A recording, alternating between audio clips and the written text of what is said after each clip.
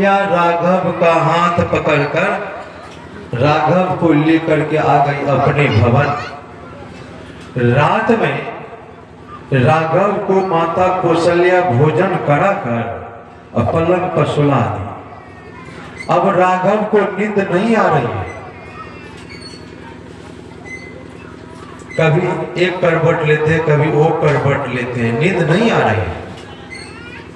जब राघव को नींद नहीं आ रही थी तो माता कौशल्या ने राघव के पीठ पर हाथ दे करके थपथपाने लगी और कुछ लाहड़ी गा करके सुनाने लगी। ये माता लोगों को पता है, जब बच्चा रोता है तो क्या करती है माता लोग? सहलाती है ना, और कुछ गा करके सुनाती है ना। उसी तरह माता कौशल्या राघव के पीठ पर हाथ दे करके सहलाती है, लाहड़ी गा करके सुनाती है, तो पर भी राघव को नींद नहीं आ रही है। माता कौशल्या ने कहा, तुम्हारे शरीर में कोई कष्ट है, तकलीफ है, दुख है, जिसके कारण तुमको नींद नहीं आ रही है? राघव ने क्या कहा? मुझे नींद नहीं आने का एक ही कारण है कि मेरी अपनी मां के बिना नींद नहीं आ रही। समझ ले क्या कर रहा है? मेरी अपनी मां के बिना नींद नहीं आ रही, मुझे वहां ले चल। 12 बजे रात में माता कौशल्या राघव को लेकर कहां गई? माता केकई के भवन। दरवाजा खुला था। जैसे राघव को लेकर माता केकई के भवन में माता कौशल्या प्रवेश करती है तो 12 बजे रात में माता केकई उस भवन के कोना में बैठकर फूट फूट करके रो रही थी, आंसू बहा बहा करके रो रही थी। माता कौशल्या ने कहा कि केकई इतनी बड़ी रात को रो रही है, रोने का कारण क्या है? माता केकई ने कहा, जब से मेरा लाल मेरे पास से गया था लगता था कि कोई मेरा प्राण लेकर के चला गया। जो माता 12 बजे रात में राघव के लिए रोएगी, क्या अनुभव सोच सकती है कभी? अध्यात्म रामायण पढ़ेंगे तब पता चलेगा आपको। एक दिन माता केकई राजभवन के बरामदे पर बैठी हुई थी। भगवान श्री राम, लक्ष्मण, भरत, शत्रुघ्न चारों खेल रहे थे। राघव खेलते खेलते गए, माता केकई की आंख को पीछे से दोनों हाथ से बंद कर दी। राघव ने कहा, मां बता मैं कौन हूं? जो केकई माता राम के शरीर से जो खुशबू निकलती थी ना, उस खुशबू से परख लेती थी ये राम है। आज भगवान श्री राम अपने हाथों से आंख को बंद किए हैं और पूछ रहे हैं कि मां बता मैं कौन हूं? तो माता केकई खेल खेल में कहा, तू मेरा लाल लखन हो। भगवान ने कहा, मां सही सही बता मैं कौन हूं। फिर माता केकई ने मजाक में खेल खेल में कहा, तू मेरा लाल भरत हो। भगवान राघव कूद करके माता केकई के गोद में बैठ गए और बैठ तब गए, उस समय माता केकई उसको दूध भात मिला करके खिलाने लगी। जैसे एक गिलास खिलाती है, दूसरा गिलास खिलाई, तीसरा गिलास जो खिला रही थी ना, राघव ने माता केकई का हाथ पकड़ लिया और माता केकई को राघव ने कहा, मां आज तुम्हारी हार हो गई है, मैं जीत गया हूं। आज मैं जो मांगूंगा तुमको देना पड़ेगा। माता केकई ने कहा, तू मेरा प्राण भी मांग करके देख, मैं प्राण देने के लिए तैयार हूं, तुम मांग क्या मांगना चाहते हो? राघव ने कहा, प्राण जाने में एक बार कष्ट होता है, मैं वो चीज मांगने के लिए जा रहा हूं, तो जीवन पर्यंत घूट घूट करके मरोगी। राघव ने कहा, मां तुम मुझे पहले बता कि तुम मुझसे प्रेम कितना करती हो। माता केकई ने कहा ये पूछने की बात है, मैं अपने प्राणों से अधिक प्रेम करती है तुमको, तुम मांग क्या मांगना चाहते हो? राघव ने कहा मैं वो चीज मांगने के लिए जा रहा हूं दुनिया में तुम्हारी यश फैल जाएगा। कहा मैं वो सहने के लिए तैयार हूं, तुम मांग क्या मांगना चाहते हो? राघव ने कहा इतना ही नहीं होगा, मैं वो चीज मांगने के लिए जा रहा हूं, तेरी मांग का सिंदूर मिट जाएगा। जैसे राघव ने कहा तेरी मांग का सिंदूर मिट जाएगा, माता केकई के आंख में आंसू डबडबा गया, फूट फूट करके रोने लगी। और माता केकई ने कहा अब तू बता कि तुम मुझसे कितना प्रेम करते हो? राघव ने कहा मैं दुनिया को भूल सकता हूं, लेकिन मैं अपनी मां केकई को जीवन में नहीं भूल सकता हूं। माता केकई ने कहा तुम मां क्या मांगना चाहते हो? भगवान ने कहा इतना ही नहीं होगा, मैं वो चीज मांगने के लिए जा रहा हूं, भरत तुम्हारा परित्याग कर देगा, कभी जीवन में मां कह करके नहीं पुकारेगा और जीवन में मुंह भी नहीं देखेगा, मैं वो चीज मांगने के लिए जा रहा हूं। माता केकई ने कहा तू तो मुझे मां कह करके पुकारेगा। भगवान ने कहा, राघव ने कहा मैं अवश्य मां कह करके पुकारूंगा। तो माता केकई ने कहा जब जगत के मालिक, जगत के पिता मुझे मां कह करके पुकारेगा, भरत पुकारे या नहीं पुकारे मुझसे इससे कोई मतलब नहीं, तुम मांग क्या मांगना चाहते हो? राघव ने कहा इतना ही नहीं होगा, कहा मैं वो चीज मांगने के लिए जा रहा हूं, दुनिया की कोई भी मां अपनी बेटी का नाम केकई नहीं रखेगा। कहा मैं वो भी सहने के लिए तैयार है, तो मां क्या मांगना चाहते हो? तब भगवान ने, जब माता केकई ने सब बात में हामा मिला दी, तब राघव ने कहा कि पिता के पास तुम्हारा 2 वरदान है और वरदान सुरक्षित है। तुम एक वरदान के लिए मेरे लिए 14 वर्ष का वनवास और भरत के लिए 14 वर्ष का राज। क्या माता केकई का दोष है? मैं पूछना चाहता हूं, माता केकई का दोष है?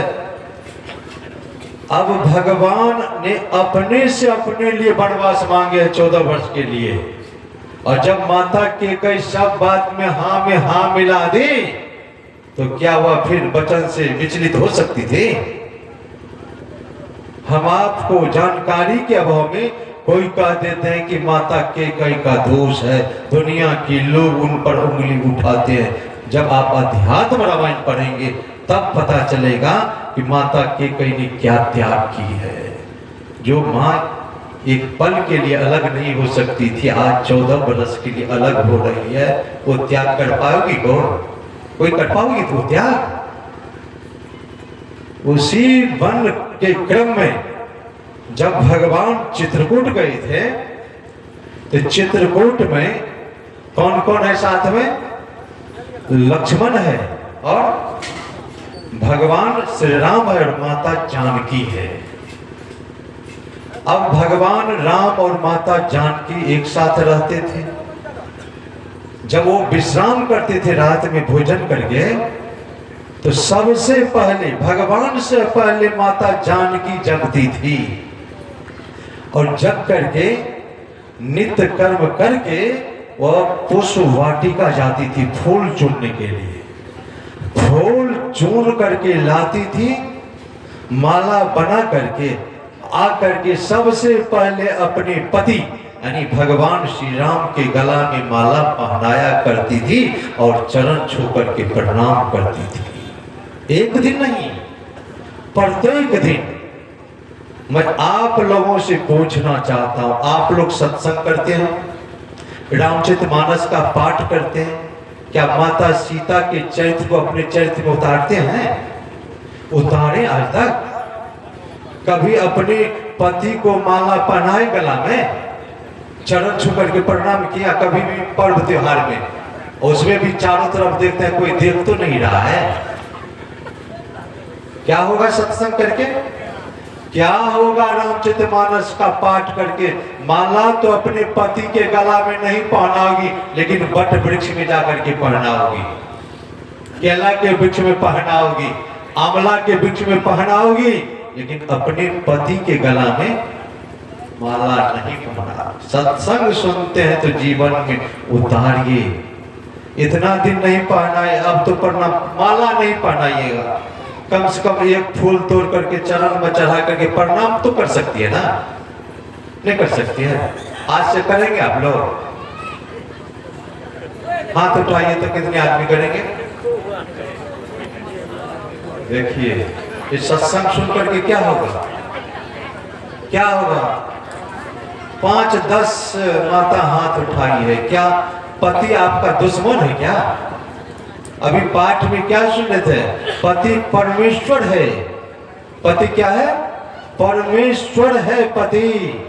ये जो माँ बाप है, सास ससुर है, ये अपरिमित सुख देने वाले नहीं है, परिमित सुख देने वाले हैं, लेकिन पति अपने पत्नी को अपरिमित सुख देने वाले हैं। पति है, परमेश्वर है, आप उनको प्रणाम करने के लिए तैयार नहीं है क्या? कोई हाथ नहीं उठाया। क्या होगा सत्संग करके? मंदिर में जाकर के क्या होगा? पूजा करके क्या होगा? जहां लज्जा होनी चाहिए वहां तो लज्जा नहीं होती है, जहां नहीं होनी चाहिए वहां शर्माती है माता लोग। क्या होगा? भगवान के मंदिर में जाते यही सिखलाते हैं क्या? यही सीख करके आई कि पति से झगड़ा करना? भगवान श्री राम और माता जानकी में झगड़ा हुआ कभी? प्रत्येक दिन माता जानकी सवेरे जगती थी, पुष्प वाटिका जाती थी, फूल तोड़ करके लाती थी और माला बना करके अपने पति के गला में पहनाया करती थी और चरण छू करके प्रणाम करती थी। एक दिन नहीं, प्रत्येक दिन। एक दिन क्या होता है, सब रोज तो माता जानकी उठती थी, फूल चुन करके लाती थी, माला बना करके अपने पति के गला में पहनाती थी। एक दिन क्या हुआ, माता जानकी से पहले भगवान उठ गए। अब भगवान जाते हैं पुष्प वाटिका, फूल तोड़ करके लाते हैं, अब माला बना करके माता जानकी के गला में पहना। जैसे माता जानकी के गला में भगवान माला पहनाते हैं, माता जानकी तो चौंक गई, घबरा गई, ये आप क्या कर रहे हैं? गाड़ी ठीक से तब चलती है जब दोनों पहिया बराबर रहता है।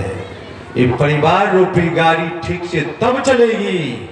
ये परिवार रूपी गाड़ी का 2 पहिया है, पति और पत्नी।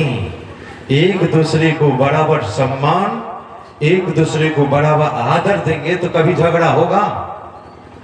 आज घर में पति पत्नी है, बाल बच्चे भी नहीं है, लेकिन दोनों में बनावट नहीं है, झगड़ा है, महीनों दिन से लड़ाई, बरसों बजा भूकी नहीं। क्या है? ऐसा झगड़ा होता है, ऐसा झगड़ा होता है। एक ही घर में रहते हैं, लेकिन ना पति पत्नी को बजाता है, ना पत्नी पति को बजाती है। पत्नी भोजन बना करके रख देती है, पति अपने से परोस करके खा लेता है। ऐसे झगड़ा होता है। एक सदगृहस्थ को अपनी पत्नी से झगड़ा हुआ, अब बजा भुकी बंद हो गया। पति ने आवेश में आकर के कहा, मैं एक बाप का बेटा होगा तो मैं तुमको जीवन में नहीं बजाऊंगा। अब पत्नी भी गुस्सा में आकर के कही, मैं एक बाप की बेटी होगी ना, मैं तुमको भी जीवन में नहीं बचाऊंगी। झगड़ा हो गया। मैं तो सत्संगी घर की बात कर रहा हूं। मैं 2 साल के बाद एक सत्संगी को दोनों पत्नी पत्नी में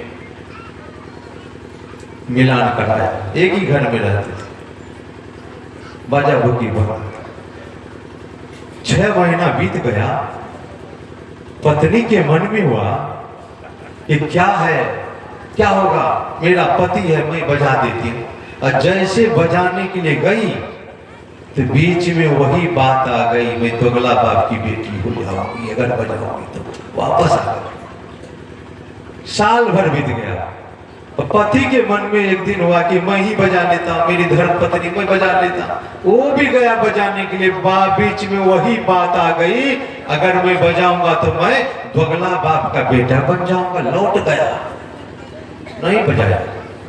एक दिन क्या होता है, पति ने एक स्वांग किया, कुर्ता पहन लिया और सिगरेट लगा करके और पीने लगा बरामदे पर बैठ करके, और जानबूझ करके सिगरेट से कुर्ता में आग लगा ली।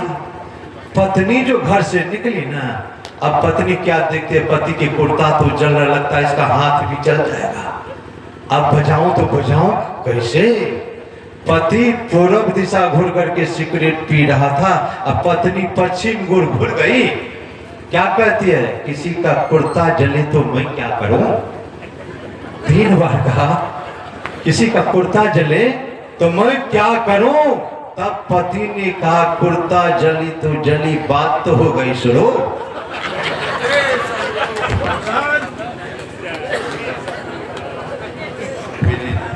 ऐसे पति पत्नी में झगड़ा होता है, और झगड़ा होने का कारण एक दूसरे को सम्मान देने के लिए नहीं चाहते। पति चाहता है कि पत्नी हमको देवता की तरह माने, देवता की तरह कद्र करें। क्या पति का कोई धर्म नहीं है? पति का धर्म है कि नहीं? हम लोग सत्संग करने के लिए जाते हैं तो पंडाल से लिख कर भेजता है कागज में, बाबा नारी धर्म पर बोलिए। आज तक कोई नहीं बोला जो पति धर्म पर बोलिए। क्या पति का कोई धर्म नहीं होता है? सिर्फ पत्नी का ही धर्म होता है। अगर पति को पत्नी देवता की तरह मानती है, देवता कह करके पुकारती है, तो पति का धर्म है पत्नी को देवी कह करके पुकारना। कभी झगड़ा होगा? कभी झगड़ा होगा? कभी झगड़ा नहीं होगा। माता जानकी अपने पति को प्रभु कह करके पुकारती है, और भगवान अपनी धर्म पत्नी को देवी कह करके पुकारते हैं। कभी झगड़ा हुआ? झगड़ा होने का कारण ही नहीं है। जैसे भगवान ने माता जानकी के गला में माला पहनाते हैं, माता जानकी चौंक गई, कहा ये आप क्या कर रहे हैं? भगवान ने कहा, 2 कांड का नायक मैं था, बाल कांड और अयोध्या कांड का नायक भगवान श्री राम थे, और अरण्य कांड के नायिका कौन है? माता जानकी। भगवान ने कहा, मैं आपके गला में माला पहनाकर आपका मैं सम्मान किया हूं, यहां से आपका रोल प्रारंभ होगा। रावण आएगा, हरण करके ले जाएगा। बहुत बात बोले हैं, कहा इसलिए मैंने आपके गला में माला पहना कर आपका सम्मान किया हूं। अब माला पहना करके छोड़ देते तो कोई बात नहीं। अब भगवान ने क्या किया, माता जानकी को अपने जंघा पर बैठाकर अब बाल में फूल गुथने लगे। उधर इंद्र का बेटा जयंत जो था ना, इंद्र अपने बेटा जयंत से बराबर कहा करते थे भगवान नर रूप में लीला करने के लिए आए, लेकिन जयंत को विश्वास नहीं होता था। जयंत अब भगवान का बल थाने के लिए, परीक्षा लेने के लिए मृतलोक पर आ गए, और था तो मनुष्य शरीर में। कौन सा शरीर बनाया? कौवा का। क्यों कौवा का शरीर बनाया? नहीं, भगवान राम और माता जानकी में बहुत प्रेम था ना। देखते हैं ना, पड़ोसी अगर ठीक ढंग से जीवन व्यतीत करते हैं तो दूसरे पड़ोसी जलते जलता है ना। अपने दुख से दुखी नहीं रहता है, दूसरे के सुख को देख करके चलता है। अपने दुख से उसको नींद नहीं आ रही है, लेकिन दूसरे के सुख को देखकर नींद नहीं आती है, जलन है। जयंत को जलन हो गया, भगवान और माता जानकी को के प्रेम को देखकर जलन अंदर में हो गया जयंत को। कौन सा शरीर धारण किया? कौवा। ध्यान से सुन लीजिए, दूसरे के सुख को देख करके जलेंगे ना। फलाने का बेटा नौकरी क्यों कर लिया, उसके चलते नींद नहीं आ रही। तुम्हारा बेटा जो शराबी है, जुएरी है, गंजेरी है, बलात्कारी है, उसके उस बात लेकर के नींद नहीं आते, सो बात नहीं है। दूसरे के बेटा नौकरी कौन कर लिया, उसको मकान क्यों न हो गया, इस बात से जलते हैं। अगर ऐसी भावना रहेगी, अगला शरीर ये मनुष्य का नहीं मिलेगा, कौवा का शरीर मिलेगा। दूसरे से जलने वाले का शरीर छूटता है तो अगला जन्म कौन शरीर मिलेगा, कौवा का शरीर मिलेगा। भगवान और माता जानकी के प्रेम को देख करके कौवा को, जयंत को जलन हो गया, कौवा का रूप धारण किया और माता जानकी के चोंच, जलन में चोंच मार करके भागा। जब माता जानकी के चरण से रक्त स्रावित होने लगा, भगवान की दृष्टि जब पड़ी न रक्त पर, तो जिस चटाई पर भगवान बैठे थे ना, उसी चटाई से 2 सीख को खींचे हैं, एक का बाण बढ़ाया, एक का धनुष, और उसी धनुष पर बाण चढ़ाकर उस कौवा के पीछे छोड़ा, जयंत के पीछे। अब जयंत अपना शरीर धारण करके भाग रहा है, अब भगवान के बाण उनके पीछे लगा है। जयंत मोड़ करके देखते हैं तो बाण तो पीछे लगा है। अब पछताने लगा कि सही में भगवान ने लीला करने के लिए आए हैं। अब पछतावा क्या करे जब चिड़िया चुग गई खेत। अब पछताने से क्या होगा, अब तो बाण छूट गया है। जयंत भागते भागते भागते कहां गया, सबसे पहले गया अपने पिता के पास। जैसे पिता को सब कहानी कह करके सुनाते, पिता ने दरवाजा बंद कर दिया, धकेल दिया, कहा अगर मैं तुमको आने देता हूं अंदर तो हमारी इंद्र की पदवी भी समाप्त हो जाएगी। बाहर धकेल दिया, फाटक लगा दिया। परमात्मा से द्रोह करने वाला, परमात्मा से ईर्ष्या करने वाला को माँ के घर में भी, पिता के घर में भी सम्मान नहीं मिलता है। ऐसे आदमी माँ को मृत्यु के समान, माँ ऐसे आदमी को मृत्यु के समान और पिता जमराज के समान हो जाते हैं। ऐसे आदमी जो परमात्मा से द्रोह करने वाले हैं, और मित्र करोड़ों शत्रु के समान हो जाता है। और गंगा बैतरनी नदी हो जाती है। बैतरनी सुने है ना, बैतरनी जो पापी जीव रहता है ना, वो बैतरनी नदी में क्या है, निकृष्ट पदार्थ है, रक्त है, वीर्य है, पेशाब है, विष्ठा है, निकृष्ट पदार्थ है। और बैतरनी नदी में एक पक्षी, रो नाम की पक्षी रहती है, लंबी लंबी चोंच है। जो परमात्मा से द्रोह करता है ना, जो परमात्मा से ईर्ष्या करता है, ऐसे मनुष्य को जमराज जब ले जाता है, उसी बैतरनी नदी होकर जब उस होकर के ले जाता है जमराज उस जीव को, वह पक्षी उसी लंबी लंबी चोंच से नोच नोच करके खाती है। कितना कष्ट होगा परमात्मा से द्रोह करने वाले का स्थान न माँ के घर में न पिता के पास। जब पिता ने ठुकरा दिया, तब भागते भागते भगवान शिव के पास गया। भगवान शंकर भी त्रिशूल लेकर के दौड़ा मारने के लिए, कहीं भी स्थान नहीं। अंत में भागते भागते ब्रह्मा जी के पास गया, वो भी मारने के लिए खिदारा। अब जयंत विकल होकर के भाग रहे हैं, उधर से देवर्षि नारद आ रहे थे। देखी नारद विकल जयंत था। जब जयंत को विकल अवस्था में नारद ने देखा और नारद को जयंत ने देखा, जयंत दौड़ करके नारद के पास आया। जैसे नारद के चरण पर गिरा, नारद ने हाथ बढ़ाया, जयंत के सिर के ऊपर बाण रुक गया। जयंत ने कहा मुझे बाण से बचाइए। जयंत कहां गए हैं, कहां गिरे हैं? संत के शरण में। देवर्षि नारद संत है, संत के शरण में गए हैं। जुक्ति मिलता है कहां? संत के शरण में जाएंगे तो आपको जुक्ति मिलेगी। नारद ने जयंत को कहा तुम गलती कहीं किए हो, माफी मांगने के लिए कहीं जा रहे हो। गलती की है किनके साथ? भगवान के साथ। माफी मांगने के लिए कहां गए? भगवान के पास, शिव के पास, ब्रह्मा के पास, माता पिता के पास। वहां माफी मिलेगी? ये दुनिया के लोग गलती करते हैं माँ बाप के साथ, सास ससुर के साथ, पति के साथ, पत्नी के साथ। माफी मांगने के लिए मंदिर जाते हैं, कान पकड़ करके उठ बैठ करते, माफी मिलेगी? अगर माँ के साथ आप गलती किए, पिता के साथ गलती किए, सास के साथ गलती किए, ससुर के साथ गलती किए, पति के साथ गलती किए, तो उनके शरण में जाओ। जहां माफी मिलेगी वहां तो जाते नहीं है, जहां नहीं मिलेगी वहां जा रहे हैं ना। सदगुरु के शरण में जाने के साथ, संत के शरण में जाने के बाद जुगती मिलती है। नारद ने कहा, ये बाण तुमको मारने के लिए नहीं छोड़ा है। अगर ये बाण तुमको मारने के लिए छोड़ता तो अपने पिता के घर जाकर के रुका था ना, वहां बाण लगा।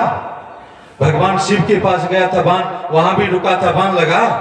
ब्रह्मा जी के पास गया था, वहां भी रुका, बाण लगा। ये बाण तो वहां पहुंचाने के लिए तुम्हारा पीछा कर रहा है जहां तूने गलती किया है, और जब तक तुम वहां नहीं जाओगे ये बाण पीछा छोड़ने वाला नहीं है।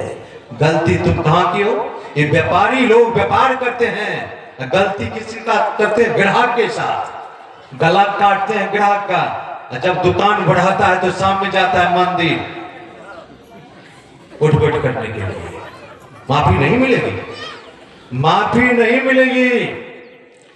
नारद भगवान ने जयंत को कहा, तुम गलती जहां किए हो वहां जाओ, वहां माफी मांगो। तब जयंत कहां गए? भगवान के शरण में, चरण पर गिर पड़ा।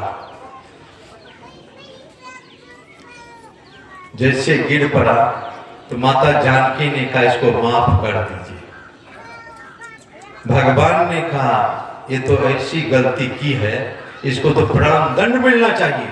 आप कह रहे हैं तो मैं प्राण दंड तो नहीं दूंगा, लेकिन एक आंख फोड़ दूंगा। भगवान ने जयंत का एक आंख फोड़ दिया। क्यों फोड़ दिया? एक आंख, दोनों आंख क्यों नहीं फोड़ा? इससे क्या ज्ञान मिला? क्या ज्ञान मिला? कुछ ज्ञान मिला? एक आंख फोड़ दिया, दोनों आंख क्यों नहीं फोड़ा? भगवान ने जयंत को ज्ञान कराया है एक आंख फोड़ करके,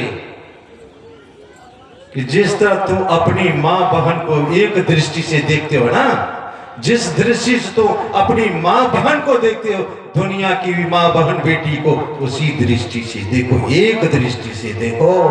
इसलिए भगवान ने एक आंख फोड़ दिया। एक कि बहुत संत तो ऋषि मुनि कहते हैं कि जयंत को एक भी आंख नहीं थी, मतलब दो आंख रहते हुए जयंत कमान था। तो भगवान ने एक आंख फोड़ करके उनको ज्ञान दिया है कि संसार को एक ही दृष्टि से देखो। एक आंख फोड़ दिया। दुनिया के लोग आज तो ऐसा हो गया कि अपनी मां बहन को भी पवित्र निगाह से नहीं देखता, क्योंकि खाना पीना तो सही है। शराब पी करके मस्त हो जाएगा, उसको अपनी मां का भान रहता है, अपनी बहन का भान रहता है। क्या बोल देगा? ठिकाना है? ठिकाना नहीं है। अगर जीवन में कुछ करना चाहते हैं ना, जीवन में मनुष्य शरीर को सार्थक बनाना चाहते हैं, तो दृष्टि को पवित्र कीजिए। और दृष्टि पवित्र होगी जब तक गुरु के शरण में जाकर बहुत भजन नहीं करेंगे, ध्यान नहीं करेंगे, तो यह दृष्टि पवित्र नहीं होगी, मलिन रहेगी। और दृष्टि मलिन रहेगी, कितना भी दिखावा कर लीजिए, अगला शरीर ये मनुष्य का नहीं मिलेगा। अगर दृष्टि मलिन है, कितना भी दिखावा कर लीजिए, मंदिर जाइए, पूजा कीजिए, ध्यान कीजिए, दिखाने के लिए, ये दृष्टि जब तक पवित्र नहीं होगी, ये मनुष्य शरीर नहीं मिलेगा। अगर मनुष्य शरीर प्राप्त करना चाहते तो दृष्टि को पवित्र कर लीजिए, और पवित्र होगी, बहुत ध्यान करेंगे गुरु के शरण में जाकर। आज दुनिया के कुछ ऐसे लोग हैं, क्या कहते हैं, ऐसा ऐसा गुरु मिला है, कहता है माँ को प्रणाम नहीं करो, बाप को प्रणाम नहीं करो। ऐसा गुरु देखे हैं? कहता है माँ बाप मर जाए तो उसको जलाओ नहीं, फेंक दो, बाल नहीं कटाओ, ऐसा गुरु है। और गुरु ये नहीं कहता कि तुम मुझको भी प्रणाम नहीं करो, तुम अपना जमीन बेच करके मुझे दे दो लेकिन माँ बाप को मत दो। ऐसा ऐसा गुरु है, जेल में बंद है। और तो पर भी अज्ञानी लोगों को ये ध्यान नहीं होता है कि उस गुरु के शरण में कैसे हैं। जेल क्यों गया? अपने को कहता कि मैं कबीर हूं, और कबीर साहब को जब जेल दे दिए थे ना, तो जेल में तो बंद किए और कबीर साहब बाहर में घूम रहे हैं। तुम क्यों नहीं घूम रहा? जब कबीर का अवतार मानते हो तो तुम जेल गया तो जेल से बाहर निकल के घूमता ना, दुनिया के लोग आपका पूजा करना शुरू कर देते। आसाराम बापू थे ना, मैं उनसे बराबर मिलता था, एक ही जगह रहते थे। वो कहता था मैं कृष्ण का अवतार हूं।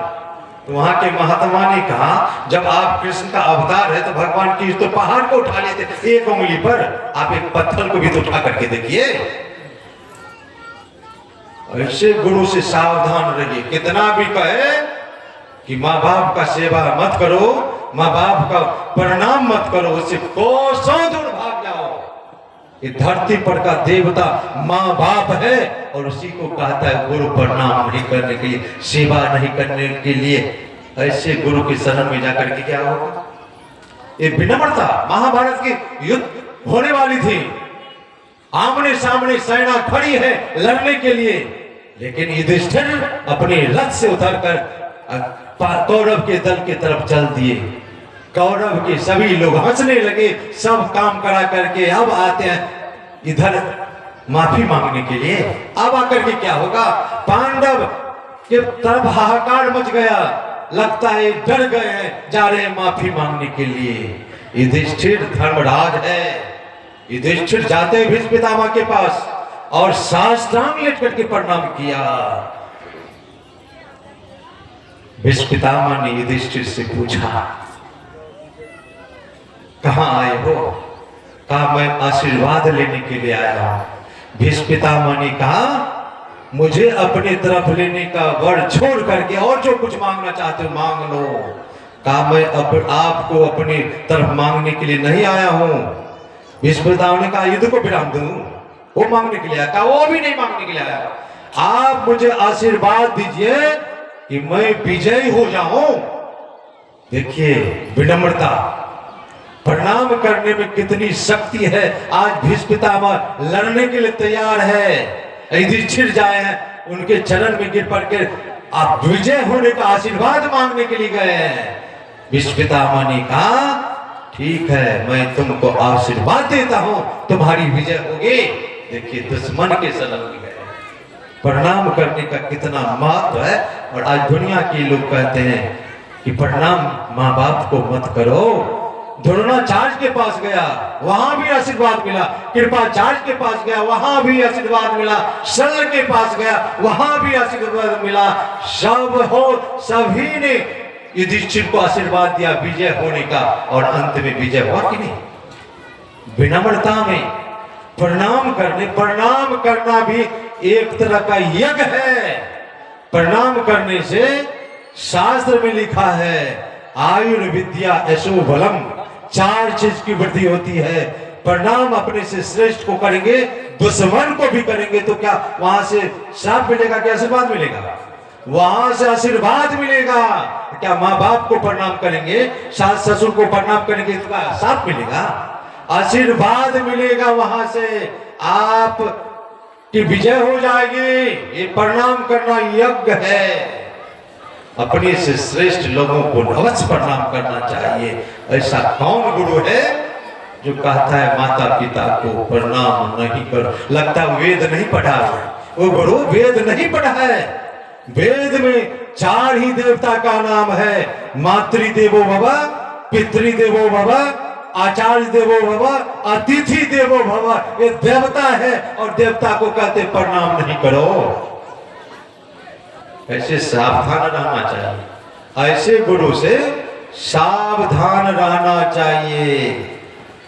अब भगवान चित्रकूट से प्रस्थान करते हैं। समय तो बहुत हो गया।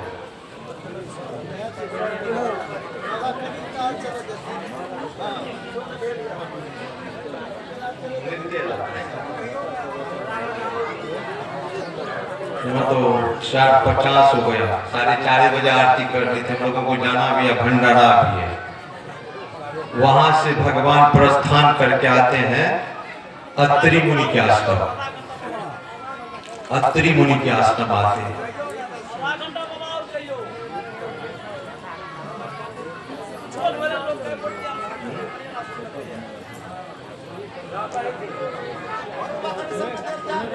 अत्रि मुनि के आश्रम में भगवान एक रात विश्राम किए हैं।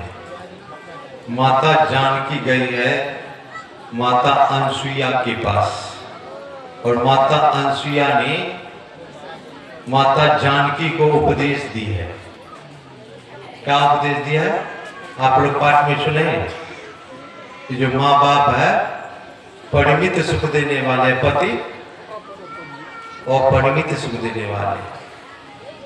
आज पति बीमार पड़ता है ना, तो पत्नी सेवा करने के लिए तैयार नहीं होती है। मैं देखा मेरे आश्रम के बगल में एक आदमी बीमार पड़ा।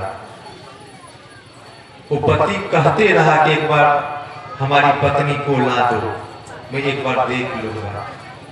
पति को विदागरी करने के लिए गया, पत्नी नहीं आई। पति दम तोड़ दिया, पत्नी दूसरी शादी कर ली, तुरंत कर ली। पति परमेश्वर होता है। अभी हम लोग जोगिंदर बाबू से सुन रहे थे, क्या सुने? माता सेंडलनी की बात को सुन रहे थे ना। माता सेंडलनी पतिव्रता नारी थी। और पतिव्रता नारी कौन होती है? कौन होती है? सती नारी कौन होती है? नहीं पता है? सती नारी वो होती है जो अपने पति में अवगुण नहीं देखा करती है। सती नारी के मन में यही बना रहता है, कुछ भी हो मेरा जीवन साथी है, निभाना है, जीवन पर्यंत निभा देती है, अवगुण नहीं देखती है। उल्टा नारी जो है ना, अपने पति में बार बार अवगुण देखा करती है। पत्नी और मां में क्या अंतर है? पत्नी और मां में अंतर है कुछ? माता कर दे कुछ नहीं अंतर। पत्नी और मां में अंतर नहीं है। जब पति कहीं से आते हैं ना घर, तो पत्नी पति से पूछती है इनकम कितना करके आए हैं, जेबी पॉकेट को टटोलती है। जब बेटा कहीं से आता है ना, तो माँ जेबी टटोलती नहीं है, माँ अपने बेटा का पेट को देखते है, भूखा है कि भरा है, खाली है कि भरा है। माँ और पत्नी में अंतर है। पत्नी पति से इनकम पूछती है, माँ तो देखती है बेटा का पेट भरा है कि खाली है। बहुत कृपालु माता होती है, बहुत है। माँ से बढ़कर के कुछ धरती पर है नहीं। बेटा कितना भी नालायक हो जाए ना, बेटा से वो प्रेम नहीं करती, भूखा देखना नहीं चाहती। सती नारी अपने पति में कभी भी अवगुण नहीं देखा करती है। आज तो माता लोग सत्संग करती है, पति परिश्रम करके घर आता है ना, भोजन करने के लिए बैठता है, पत्नी भोजन की थाली परोस करके देती है। जब पति भोजन करना शुरू करते हैं ना, तो पत्नी दुनिया की बात उसी समय वो उससे झगड़ा करती है, खाने के समय में। और झगड़ा क्यों करती है आपको पता है? अभी तो कुछ बोलेगा नहीं, क्योंकि मुंह में अनाज चबा रहा है, मुंह खाली होगा तब तो बोलेंगे। तब तक में पत्नी बड़बड़ बड़बड़ करते रहती है ना, ठीक से खाने के लिए भी नहीं देती है ना। शास्त्र में लिखा है, अगर पत्नी पति को भोजन कराती है तो उसको मां का रूप धारण करके भोजन कराना चाहिए। अगर श्रृंगार करके कोई भी स्त्री अपने पति को भोजन कराती है तो वो भोजन जहर बन जाता है, विष बन जाता है। सती नारी अपने पति में अवगुण नहीं देखा करते, कुछ भी हो, कैसा भी हो, कैसा भी हो, अवगुण नहीं देखा। यही चीज मन में रहता, कुछ भी है, मेरा जीवन साथी है, निभाना है। माता सेंडिली का जो पति था कुछ रोगी था, शरीर का मांस गल गल करके गिरता था, और शरीर से तो कुछ रोगी था, लेकिन अपने मन का भी कुछ रोगी था। मन का कुछ रोगी क्या होता है? उस अवस्था में भी सेंडिली का पति वेश्यावृत्ति करता था, शराब पीता था। जिस दिन विश्वविद्यालय जाने की इच्छा होती थी उनके पति को, सेंडिली को कहता, आज मुझे विश्वविद्यालय पहुंचाओ। सेंडिली अपने कंधा पर बिठा करके उस पति को विश्वविद्यालय पहुंचाती थी। देखिए कैसा सरा गला पति है, प्रेम कितना है, प्रेम कितना है अपने पति से। अभी तो अगर असाध्य रोग हो जाता है ना पति को, तो पत्नी जल्दी नजदीक जाना नहीं चाहती है नजदीक जाना। एक दिन सेंडिली अपने कंधा पर अपने पति को लेकर के जा रही थी विश्वविद्यालय। रास्ते में एक सूली पर एक राजा ने मांडव ऋषि को लटका दिया था। राजा के घर में चोरी हुई थी, चोर सामान लेकर के भाग रहा था। सिपाही ने पीछा किया, पीछा करते करते जब चोर भागने में थक गया, सामान लेकर के नहीं भाग सका, रास्ते में मांडव ऋषि के आश्रम था। मांडव ऋषि वहां ध्यान पर बैठे थे। वो चोर ने सारे सामान को मांडव ऋषि के कुटिया में फेंक दिया, भाग गया। सिपाही जो पीछे से गया तो देखा सब सामान तो इस कुटिया में पड़ा है। अब सिपाही के मन में यही महात्मा चोरी करके आया है, और आंख बंद करके बैठ करके भजन करने का नाटक कर रहा, स्वांग कर रहा। अब मांडव ऋषि को सिपाही ने ध्यान पर से उठा करके ले गया कहां? राज दरबार में। और राजा को जब सुनाया कि यही महात्मा चोरी करके सामान ले गया, तो महात्मा को अपनी बुद्धि राजा को अपनी बुद्धि रहती है, मंत्री जो कहता वही करता। राजा ने कहा इसको सूली पर लटका दो। देखिए मांडव ऋषि चोरी की थी, चोरी नहीं की थी, चोरी का कलंक लगा था, चोरी नहीं किया था। महात्मा अगर कितना भी सतर्क होकर के रहते ना, तो दुनिया की दृष्टि महात्मा पर रहती है कि कहीं गलती तो नहीं कर रहा है। इस साधु का बाना बहन करके साधु को बहुत सचेत होकर के रहना चाहिए, बहुत सावधान होकर के। ये संसार काजल की कोठरी है, कब दाग लग जाएगा कहना मुश्किल है। आज महात्मा इस चीज को भूल गया है, किसी के आंगन भरले चला जाता है, जरा से भी सोच विचार नहीं करता है, कब कलंक लग जाएगा। कि मांडव ऋषि महात्मा है, चोरी नहीं किया था, कलंक लगाया था, लेकिन राजा ने उसको सूली पर चढ़ा दिया। उसी सूली में ये जो सेंडिली की पति जो था ना, उसका पैर लग गया, सूली हिला। मांडव ऋषि को बड़ा तकलीफ हुआ, दर्द हुआ, दुख हुआ। वहीं से शापित किया, कौन इस सूली को हिलाकर मुझे दुख दिया है, जाओ सूर्योदय से पहले तुम्हारी मृत्यु हो जाएगी। इस बात को सेंडिली ने सुन ली। सेंडिली सती नारी है, पतिव्रता नारी है। सेंडिली ने प्रतिज्ञा कर ली, मैं सूर्य को उगने दूं तब तो मेरा पति मरेगा, ना सूर्य उगेगा न मेरा पति मरेगा।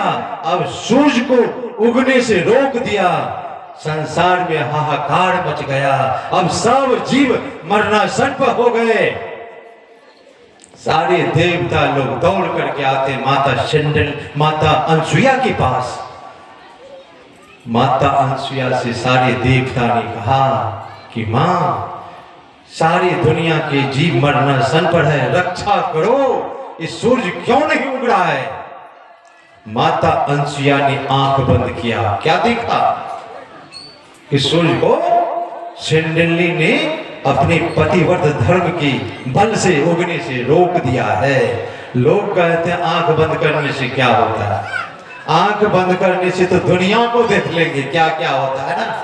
माता अनसुईया कैसे देख ली, आंख बंद की तब तो देखी। माता अनसुईया ने कहा सिंडली ने सूरज को उगने से रोका है, मैं उनको जाती हूं मनाने के लिए। माता अनसुईया सिंडली के पास आती है और माता अनसुईया ने सिंडली से कहा बेटी सूरज को क्यों उगने से रोक दिया, सूरज को उगने दो। सिंडली कहती है सूरज से उगने से जब मेरा पति ही मर जाएगा तो मैं सूरज को उगने कैसे दूं। माता अनसुईया ने कहा बेटी सिंडली मैं भी सती नारी हूं, अगर सूरज उगने पर तुम्हारा पति मर जाएगा तो मैं अपने बल से सतीत्व के बल से तुम्हारे मरे हुए पति को मैं जीवित कर दूंगी, तो सूरज को उगने दो। तब माता सिंडली ने सूरज को उगने का आवाहन किया, सूरज प्रकट हुआ। जैसे सूरज उगा सिंडली का पति मर गया। सिंडली तो रोने लगी, फूट फूट करके रोने लगी। सिंडली को माता अनसुईया ने कहा तू रो मत, अभी मैं तुम्हारे पति को मैं जीवित करती हूं। थोड़ा सा चुल्लू में पानी लिया, मंत्र का आवाहन करके शरीर पर जैसे पानी को छिड़कती है। पहले तो सिंडली का पति कुष्ठरोगी था ना, काया कंचन शरीर मिला, बहुत सुंदर शरीर मिला। देखिए सती नारी में कितना दम है, सती नारी में दम है, सूरज को भी उगने से रोक सकती है। और सती नारी में वो ताकत है कि मरे हुए आदमी को भी जिंदा कर सकती है, वो सती नारी में है। सती नारी पतिव्रता नारी 4 प्रकार की होती है। प्रथम प्रकार की सती नारी कौन होती है, जो पति को छोड़कर किसी की तरफ नहीं झांकती है। संत कबीर साहब ने कहा नारी कहावे पीव की, रहे और संग सोए, जरा मित हृदया बसे, खुशी खसम क्यों है। पत्नी तो कहती है पति की, कहती है ना, और दूसरे के संग विलास करती है, दूसरे को अपने दिल में बसा करके रखती है। क्या उससे उसका पति खुश होगा, प्रसन्न होगा? कभी कभी प्रसन्न नहीं होगा। सती नारी जो होती है ना, अपने पति को छोड़कर किसी की तरफ झांकती नहीं है, और प्रथम प्रकार की सती नारी है। दूसरे प्रकार की जो सती नारी होती है, अपने से बड़े को पिता की तरह, बराबर को भाई की तरह, छोटे को पुत्र की नाई देखती है, उस दृष्टि से देखती है। और तीसरे प्रकार की जो सती नारी है, अगर उसको काम विकार सताती है लेकिन माँ बाप की प्रतिष्ठा के चलते किसी तरह घर में रह जाती है ना, उसको तीसरे प्रकार की सती नारी कहते हैं। और चौथे प्रकार की सती नारी वो होती है, काम विकार जब सताती है, समय अवसर नहीं मिलने के कारण किसी तरह वह बच जाती है ना, वो चौथे प्रकार की सती नारी है। लेकिन जो नारी पति के रहते पर पुरुष से विलास करती है ना, वो जवानी में विधवा हो जाती है, जवानी में विधवा हो जाती है। जो पुरुष एक पत्नी को छोड़कर अगर दूसरे नारी के साथ रति करता है, वो जवानी में साधवा हो जाता है, उसकी पत्नी जवानी में मर जाती है। और जो नारी दूसरे पुरुष के साथ विलास करती है, उसका पति जवानी में मर जाता, वो विधवा हो जाती है।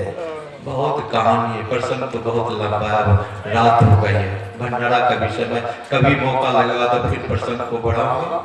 मैं अंत में मैं गुरु महाराज के चरणों में प्रार्थना करता हूँ, इस समाज के लोग जो नहीं भी सहयोग किया, जो किए सबको, मैं तो सबका नाम नहीं जानता, मैं गुरु महाराज के चरणों में प्रार्थना करता हूँ कि समाज के सारे लोगों के ऊपर, बाल बच्चे के ऊपर, जो आए हैं, जो नहीं भी आए हैं, जो विरोध भी करते हैं, उसके लिए भी मैं गुरु महाराज के चरणों में प्रार्थना करता हूँ कि उन पर आपकी कृपा बरसती रहे, उनका भी जीवन सत्संगमय भक्तिमय व्यतीत हो और दिन दोना रात चौगुना हो। लेकिन अंत में मैं एक बात कहूंगा, ये ढोंगी पाखंडी से अवश्य बचते रहिएगा। वो तो नर्क में जाएगा लेकिन आपको भी लेकर के चला जाएगा। बोलिए प्रेम से श्री सद्गुरु महाराज की। अब एक दो भजन सुनेंगे, उसके बाद आते हैं। प्रेम से बोलिए श्री सद्गुरु महाराज की जय, श्री सद्गुरु महाराज की जय। गुरुजनों कहावत है, बहुत गई थोड़ी बची थोड़ी भी आ, थोड़े काल के लिए क्यों उठता है।